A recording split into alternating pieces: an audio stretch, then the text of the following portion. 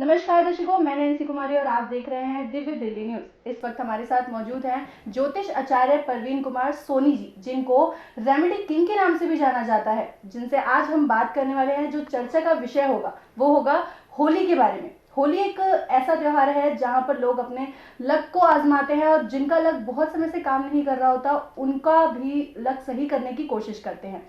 तो आज हम जानेंगे हमारे रेमेडी किंग से कि किस तरीके से और होली का जो त्योहार है उनमें लोगों को किस तरीके से फायदा होने वाला है।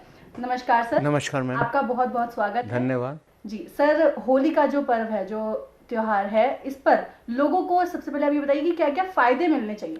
देखिए, बिल्कुल नैन्सी जी, क्या होता है, जैसे हमारे जीवन में दो त्योहार बहुत महत्वपूर्ण माने गए हैं, एक दिवाली और एक होली।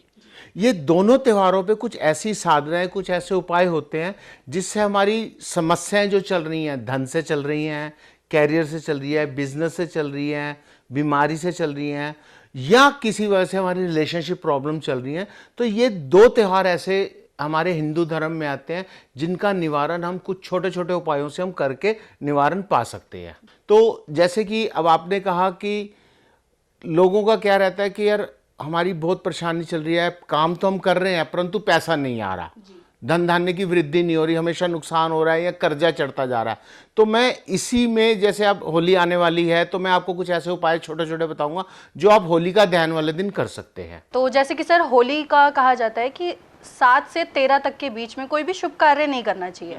तो ऐसे में अगर किसी की मान लो इमरजेंसी आ जाती है कि उसको शुभ कार्य वो करना ही पड़ेगा, किसी के कहने पे या फिर कोई मुहूर्त है, तो उस पर अगर करना ही पड़ेगा तो उससे पहले क्या कोई उनको उपाय करना पड़ेगा? नहीं नहीं नहीं, सबसे बड़ी बात है कि इस 7 से 13 के बीच में होलिका लग जाती है, डंडा गड़ जाता है होली का, तो उसमें कोई भी शुभ कार्य जो होना होता है वो वर्जित होता है।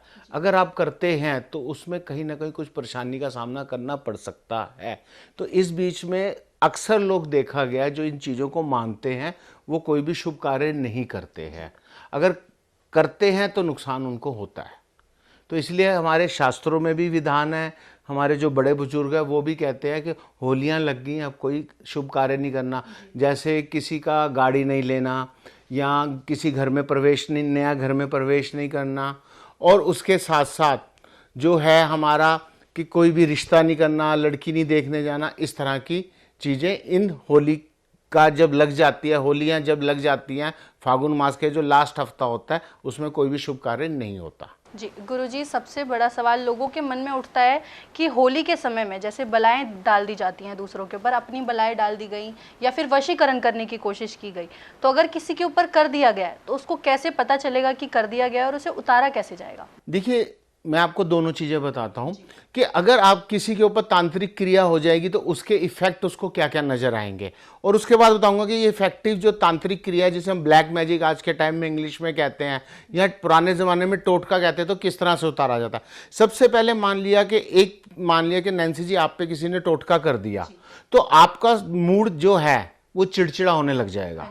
कि आपका किसी कार्य में दिल नहीं लगेगा, आप सुबह ऑफिस जाने के लिए तैयार होंगी, नहाएंगी, धोएंगी, पूजा करेंगी, परंतु जैसे ही जाने लगी तो मूड करेगा छोड़ आज मैं छुट्टी ले लेती हूँ, या आपका अपने कमरे में से, बेडरूम से बाहर आने का दिल नहीं करेगा, दरिद्रता रहेगी, ना नहाना है ना धोना, उन्हीं कपड़ों में पड़ी हूँ, वहीं खा रही हूँ, नहीं खा रही, तो वो क्या रहता है कि दरिद्रता योग बन जाता है। तो ये सबसे बड़ी निशानी है कि आपके ऊपर किसी ने कोई तांत्रिक क्रिया करी है या आपके ऊपर कोई टोटका करा है।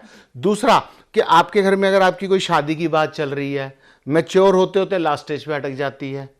अगर आप कैरियर ओरिएंटेड है, आपको एग्जाम दे के आ रही है या कोई इंटरव्यू दे के आ रही है, आप लास्ट राउंड तक पहुंचे मगर आपको ऑफर लेटर नहीं मिल रही, ज्वाइनिंग लेटर नहीं मिल रही, तो आप कहते हो ऐसे मेरे में ग्रह क्या हो गए जो नहीं मिल रहा। आप किसी कंसल्टेंट पे जाते हो और वहां पे आप अपनी कुंडली दिखाते हो, कहते हैं जी आपकी दशा दिशा सब सही चल रही है, परंतु काम नहीं हो रहा। तो इसका मतलब कहीं ना कहीं नैन्सी जी आपके ऊपर किसी ने कोई तांत्रिक विद्या या टोटका कर दिया है।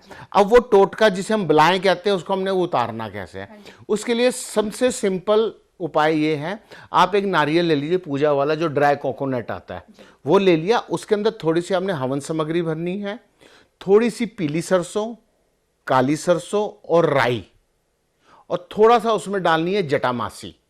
ये करके उसका ढक्कन ऊपर से बंद करके मोली से बांध के जलती हुई होलिका दहन में जब होली का दहन हो, जो जल रहा हो, उस समय आपने अपने घर से जाना है, उसको लेके अपने ऊपर से 7 बारी उतार के क्लॉकवाइज या एंटी क्लॉकवाइज जैसे आपको याद है, और वो नारियल आपको उसमें डाल के आ जाना है चुपचाप।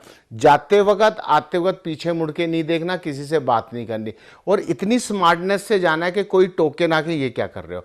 और आप देखेंगे ये उपाय करने के 11 दिन के अंदर अंदर जो आपके कार्य नहीं हो रहे थे वो आपके होने शुरू हो जाएंगे। पैसे से जो रुकावट हो रही थी, धन धान्य की वृद्धि नहीं हो रही थी, बिजनेस में रुकावट आ रही थी, कैरियर में रुकावट आ रही थी, हेल्थ में जो रुकावट आ रही थी, वो सब चीज़ें आपकी धीरे धीरे ठीक होनी शुरू हो जाएंगी। सर बात करें कुंडलियों की, तो कुंडलियां भी होती हैं कितने लोगों की जिनको बताया जाता है कि अगर आप होलिका में ऐसे करेंगे या फिर फेरे लगाएंगे, उनके गलत होता है या सही होता है ये नहीं पता, बट कहा जाता है उनको कि आप फेरे लगाइए, आपका जो लक है वो आपके साथ रहेगा, काम करेगा। बिल्कुल आप सही कहते हैं। देखिए हमारे हिंदू धर्म में 2 चीज़ों के फेरे लगाना बहुत अच्छा माना गया है, एक लोहड़ी की आग के आसपास और एक होलिका के आसपास। इससे ये फायदा होता है कि आप दोनों जोड़ों पे जो हमारी मैरिज रिलेशनशिप है उसमें किसी की नज़र लगी हुई है अगर, या कोई बुरी नज़र से देख रहा है या करने की सोच है, और जब हम वो 7 फेरे वहाँ पे लगा लेते हैं और होलिका माता को प्रणाम करते हैं, तो हमारी आधी से ज़्यादा नेगेटिविटी वहीं ख़त्म हो जाती है। जो उसका ताप पड़ता है उससे हमारी जो भी किसी ने नेगेटिविटी की होती है वो ख़त्म हो जाती है। मैं कहूँगा कि ये चीज़ आप जो नारियल वाला आपको उपाय बताया है उसके साथ अगर पति पत्नी करें, वो 7 फेरे लेके और वो नारियल उसमें डाल दें तो अति उत्तम होगा। गुरुजी एक और सवाल मैं आपसे पूछना चाहूँगी कि इस समय पर लोग कहते हैं कि बहुत सी राशियाँ होती हैं जो लकी होती हैं, होली में उनका जो स्वभाव होता है या लक होता है वो बहुत ही ज़्यादा चमक जाता है अपने आप ही, बहुत पैसा आता है उनके पास। देखिए ऐसा नहीं है, राशियाँ 12 राशियाँ होती हैं, उनका होली के दिनों में कुछ लेना देना नहीं होता। उनका सिर्फ ये होता है कि गोचर के हिसाब से कि होलिका वाले दिन स्टार पोजीशन क्या थी, कौन सा ग्रह कहाँ बैठा था और वो क्या रिजल्ट दे रहा है। मेनली जैसे हम कहते हैं कि दिवाली और होली मेन है, अगर जिस तरह से हम दिवाली वाले दिन बैठ के एक साधना करते हैं माँ लक्ष्मी की प्राप्ति के लिए, सेम वही साधना हम होली का दहन जिस दिन होता है, होली से एक दिन पहले, जिसे हम धुलंडी भी कहते हैं, होली का खेलने से एक दिन पहले हम रात को अगर बैठ के माँ लक्ष्मी की साधना करें तो हमें बहुत धन्य धान्य की वृद्धि होती है। अगर इस दिन हम शनि यंत्र के साथ साथ शनि यंत्र की उपासना करते हैं तो हमारे दुख दूर होते हैं। उसके साथ अगर हम श्री यंत्र रख के उपासना करते हैं तो हमें माँ लक्ष्मी का आशीर्वाद प्राप्त होता रहता है ताउम्र, हर साल बाय साल। गुरुजी बात करें बच्चों के लिए, तो बच्चों की पढ़ाई के लिए भी बहुत से प्रश्न होते हैं माता पिता के कि बच्चों का पढ़ाई में मन नहीं लग पा रहा या ध्यान कहीं और भटक रहा है, गलत कामों में जा रहा है, तो उनके लिए भी कुछ उपाय बताएंगे आप? देखिए उनके लिए सबसे बढ़िया उपाय ये है कि बच्चों का जो ध्यान भटकता है, स्टडी में नहीं हो रहा, उसके लिए मैं आपको एक बहुत सरल सा उपाय बताता हूँ। जिन बच्चों का दिमाग बार बार इतना इंटेलिजेंसी होने के बावजूद भी भटकता हो, पहले तो उसकी कुंडली की विवेचना कराएं, यानी कि उसकी कुंडली कहीं दिखाएं। अगर वो ग्रह खराब है तो उस ग्रह का उपचार कराएं, मंत्रों द्वारा, औषधि द्वारा। ठीक है, अगर मान लिया कि कुंडली में ठीक है, सब कुछ है, या किसी ने, कई बार क्या होता है देखने में आया है कि बच्चा हर बारी फर्स्ट या सेकंड आता था मगर एकदम उसका ग्राफ नीचे आ गया, तो कई बार होता है कि कुछ बच्चों पे कोई तांत्रिक क्रिया कर रहा था कि ये बच्चा फर्स्ट सेकंड नीचे उतर के मेरा बच्चा ऊपर आए, तो वहाँ तांत्रिक क्रिया कर देता कोई अपने बच्चे को ऊपर लाने के लिए दूसरे के बच्चे को, तो वहाँ पे भी आप ये उपाय कर सकते हैं जो मैंने आपको नारियल वाला बताया है।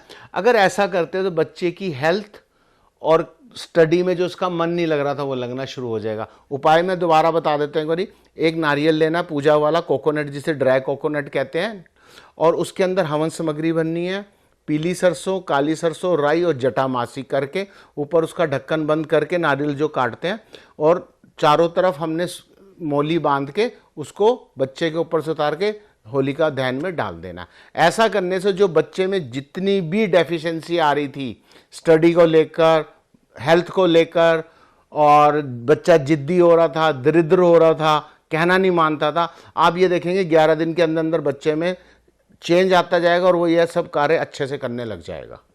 गुरुजी एक और सवाल पूछना चाहूँगी कि जैसे कि आपने बताया कि होली का समय जो है वो शुभ नहीं होता है, तो होली के तुरंत बाद ही अगर कोई करना चाहे शुभ काम, जैसे गाड़ी लेना या व्यापार शुरू करना, तो तुरंत बाद कर सकते हैं? होलिका के लिए होली हमारी होती है पूर्णमासी। पूर्णमासी के 4 दिन बाद आप ये कार्य कर सकते हैं। 4 दिन बाद मतलब? हाँ, 2 से 4 दिन बाद आप कर सकते हैं। और मैं आपके चैनल के थ्रू एक बात और कहना चाहूँगा कि अक्सर मैंने कहीं पढ़ा है और लोग कहते हैं कि होलिका दहन के बाद होलिका की राख घर ले आइए, होलिका को जरा, तो कभी भी होलिका की राख घर में नहीं लानी चाहिए। अगर आप लाते हैं तो आपके घर से कभी भी जिंदगी में कला क्लेश खत्म नहीं होगा, क्योंकि होलिका कौन थी? भक्त प्रहलाद की बुआ। उसको आशीर्वाद था कि अग्नि नहीं जलाएगी, तो वो भक्त प्रहलाद को जलाने के लिए बैठी थी परंतु खुद जल गई। तो इसलिए झगड़े का काम अपने घर में मत लाइए, क्योंकि लोग तरह तरह के कहते हैं कि होली की राख घर लाइए, उसको छिड़किए तो अच्छा होता है। अच्छा नहीं होता, बल्कि उल्टा खराब होगा। कहा जाता है लकड़ी जो होती है जली हुई वो भी घर में रखने से कुछ नहीं लाना चाहिए। चलिए गुरुजी, लाते हैं तो आपके घर में कला क्लेश की वृद्धि होगी, खत्म नहीं होगा। क्योंकि अक्सर लोग कहते हैं जादू टोना खत्म होता, कुछ नहीं खत्म होता, बल्कि उल्टा खराब चीजें बढ़ती हैं। बहुत से लोगों की गलत फहमियाँ होती हैं कि जो लकड़ी है वो जली हुई वो घर में लाने से, राख लाने से वृद्धि होगी, धन संपत्ति आएगी, लक्ष्मी माँ आएगी। ऐसा गुरुजी ने बताया कि कुछ भी नहीं होता। तो इस अंधविश्वास से हटिए और सही चीज़ों का सही इस्तेमाल करिए। सर, एक और सवाल पूछना चाहूँगी कि बहुत सी लोगों की कुंडली में भद्र लूचक इस समय में होता है और उससे बहुत सी परेशानियां आती है, रास्ता ही नहीं छोड़ती परेशानियां, तो उसके लिए क्या उपाय हो सकता है? क्या होता है, भद्र जो है, जैसे भद्र काल है, अब भद्र लग रही है अपना होली वाले दिन, जैसे कल, तो वो 11:30 बजे खत्म होगी कल, तो उसके बाद होली का दहन होगी।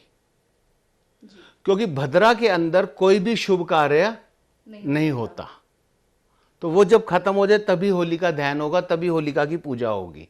तो जो हमारे लिए, सबके लिए एक लाभदायक भी है और अच्छी भी है। अब इसके साथ मैं आपको एक और चीज बताऊंगा, क्योंकि अक्सर हम लोग जूझते हैं धन धान्य की परेशानियों से कि किस तरह से महालक्ष्मी का आशीर्वाद प्राप्त करें। तो ये होली वाला दिन बहुत अच्छा माना गया।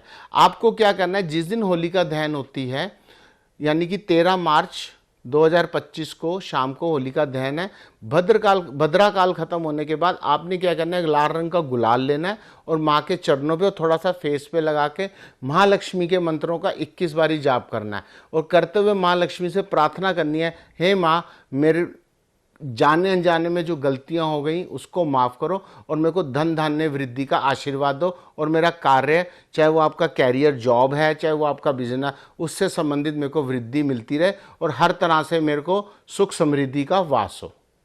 तो ये उपाय आप होली का दहन वाले दिन रात को कर सकते हैं। गुरुजी, लोगों का कहना है कि होली वाले दिन रंग भी बहुत प्रभाव डालते हैं, तो क्या कुछ ऐसे रंग भी हैं जो लोगों की कुंडली पर या फिर राशि पर प्रभाव डाल सकते हैं? बिल्कुल डालते हैं। देखिए क्या होता है कि हमारी जन्म कुंडली के अंदर 12 राशियां, 9 ग्रह है और 12 हाउस है, जिसमें हम कहते हैं कि कुंडली के अंदर दूसरा घर, तीसरा घर, छठा घर, 7वां घर, 8वां घर और 12वां घर जो है, इससे संबंधित कोई रतन नहीं डालना चाहिए। रतन का मतलब होता है कि स्टोन, जेम स्टोन। उसी तरह से हमने जो रिसर्च करके देखा कि उसी घरों से संबंधित जो राशियां हैं उनके जो कलर है वो अडॉप्ट नहीं करने चाहिए, यानी यूज नहीं करने चाहिए। अगर आप उससे संबंधित जो कलर यूज करते हो तो आपको नुकसान होगा। मेरा ये कहना है आपके प्रोग्राम के माध्यम से, आप अपनी कुंडली के हिसाब से वही रंग अडॉप्ट करें, वही रंग ज्यादा लें जो आपको फले फूले, बल्कि नुकसान ना हो। गुरुजी, होली वाले दिन, होलिका का तो आपने बताया, लेकिन होली वाले दिन भी कहते हैं कि कोई पूजा करनी चाहिए या फिर कोई विशेष पूजा करके उसके बाद काम करें? देखिए, होली वाले दिन तो वैसे तो छुट्टी होती है, पूजा होती नहीं। जो भी पूजा होती है होली से एक दिन पहले रात को होती है। जैसे मैंने आपको कहा, महालक्ष्मी की उपासना करें, महालक्ष्मी का जाप करें। जैसे देखिए, होली और दिवाली ऑलमोस्ट सेम है। होली और दिवाली ये रंगों का त्योहार है, वो रोशनी का त्योहार है। तो रंगों के त्योहार में क्या है कि हमें भगवान के साथ होली खेलनी है।